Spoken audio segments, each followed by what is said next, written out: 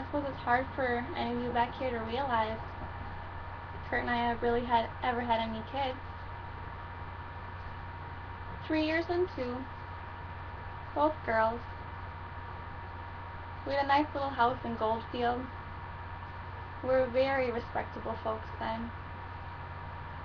The wandering came later. After. It was a sunny day in winter when Kurt and I gone visiting some friends. The nurse girl must have fallen asleep or something. And then the children snuck out in their underclothes just to play in the snow. Then pneumonia set in. And a week later, they were both dead. We were real lunatics for a while. And when we'd calmed down enough to realize how things stood with us, we swore we'd never have children again. To steal away their memory, it wasn't what you thought. Romanticism.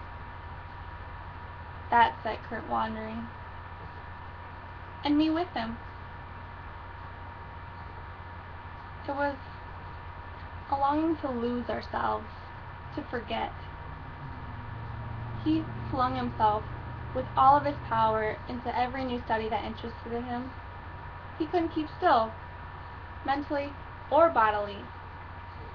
And I followed. He needed me then, so dreadfully, but he's found himself. His work has taken the place of his children. The First Man is a play written by Eugene O'Neill in 1922. It follows the lives of a married couple, Martha and Curtis. The monologue that I'm performing is from Martha's perspective. She and Curtis had 2 children of their own that had passed away at a very young age.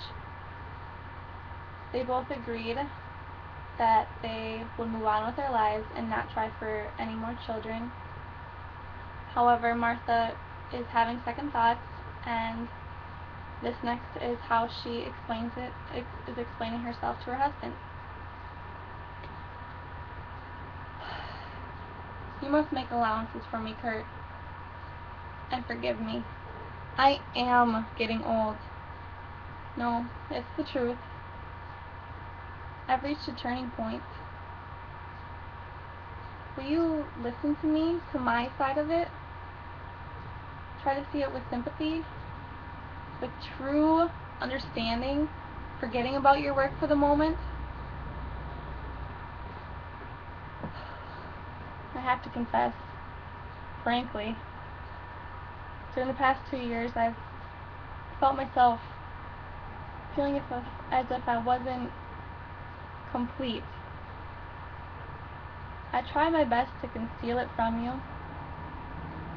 It would have been so unfair, I guess, while we were still in harness. But oh, how I kept looking forward to the time when we would come back and rest in our own home. You know, you said that was our plan, to stay here, to write your books, and I was hoping that you had to go. I won't try and stop you. I'll help in all my power, like I've always done. Only, I can't go with you anymore. And you must help me. You must help me too, to do my own work, by understanding it. Oh, Kurt. I wish I could tell you what I feel. Make you feel with me the longing for a child. If you just had the tiniest bit of feminine in you. But you're so utterly masculine, dear. That's what's made me love you, I suppose. So I have no right to complain about it. I don't. I wouldn't have changed you for one bit. I love you, and I love the things that you love, your work, because it's a part of you, and that's what I want you to do, to reciprocate, to love the Creator in me, to desire that I, too, should complete myself with what's nearest to my heart.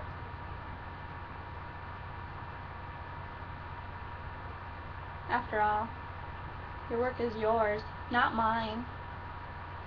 I have been only a helper, a good comrade, too, but I hope somehow, outside of it all. Do you remember 2 years ago when we were camping in Yemen among those tribes? It was one night when we were lying out in our sleeping bags along the mountains, along the frontier. I couldn't sleep. I felt, so tired, so utterly alone, out of harmony with you, with the earth beneath me. I became horribly despondent, like an outcast who suddenly realizes the world is alien, and all the wandering about the world, all the romance and excitement that I had enjoyed in it, appeared an aimless, futile business, chasing around in the circle in effort to avoid touching reality. I tried to laugh at myself, to fight it off, but it stayed and grew worse. It seemed as if I were the only one, the only creature alive who was not alive. And all at once, a picture came to me of the tribeswoman who stood looking at us in the little mountain village as we drove by. She was nursing her child. Her eyes were so curiously sure of herself, but she was horribly ugly, poor woman. And yet, as the picture came back to me, I appeared, myself, the ugly one, and she was beautiful. And I thought of our children who had died, and such a longing for another child came to me that I began sobbing. You were asleep, and you didn't hear. And when we came back here to have a home at last, I was so happy because I saw my chance of fulfillment before it was too late.